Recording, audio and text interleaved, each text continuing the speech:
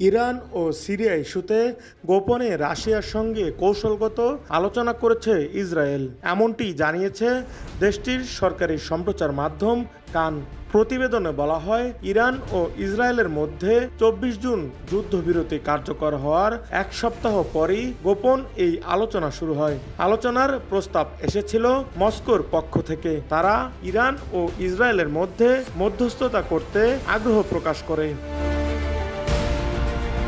যদিও আলোচনার নির্দিষ্ট বিষয়বস্তু জানানো হয়নি, তবে ধারণা করা হচ্ছে কূটনৈতিক সমাধানের লক্ষ্যে ইরান ও সিরিয়াকে ঘিরে একটি বৃহত্তর কাঠামো গঠনের চেষ্টা করছে ইসরায়েল।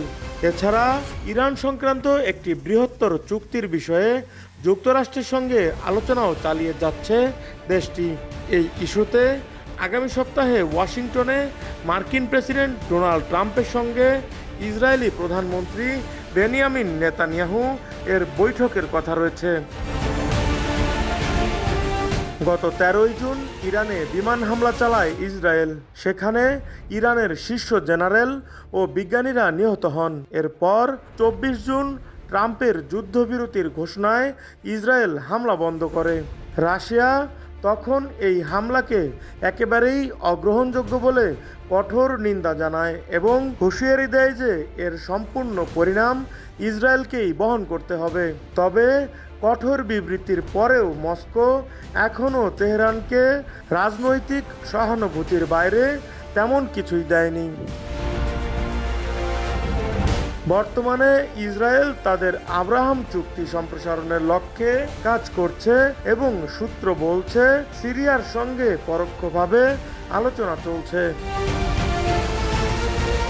রাশিয়া মধ্যপ্রাচ্যে দীর্ঘদিন ধরেই ভারসাম্য রক্ষায় কৌশল অনুসরণ করে আসছে। তারা যেমন ইসরায়েলের সঙ্গে উষ্ণ সম্পর্ক বজায় রেখেছে, তেমনি ইরানের সঙ্গেও সামরিক ও অর্থনৈতিক সম্পর্ক জোরদার করেছে। তবে সাম্প্রতিক এই ইসরায়েল ইরান উত্তেজনায় রাশিয়ার সামনে কূটনৈতিক পরীক্ষার পাশাপাশি একটি সুযোগও তৈরি করেছে, যেখানে মস্কো এই সংঘাত নিরসনে ক্ষমতাধর মধ্যস্থতাকারী হয়ে উঠতে পারে। মস্কোর কিছু বিশ্লেষক মনে করছেন, ইসরায়েল ইরান সংঘাতে বিশ্ব মনোযোগ ইউক্রেন যুদ্ধ থেকে সরে যেতে পারে, যা রাশিয়ার স্বার্থে কাজে আসতে পারে এবং পশ্চিমাদের কিয়েভে সমর্থন দুর্বল হতে পারে। ইসরায়েল এখন কেবল যুদ্ধের মাধ্যমে নয়, কূটনীতির ময়দানেও ইরান ও সিরিয়াকে প্রতিহত করতে তৎপর। এক্ষেত্রে রাশিয়ার সঙ্গে গোপন বৈঠক এবং যুক্তরাষ্ট্রের সঙ্গে চুক্তির চেষ্টা সবকিছু মিলিয়ে মধ্যপ্রাচ্যে এক জটিল ও শক্তিশালী পরিকল্পনার আভাস স্পষ্ট করছে তেল আবিব।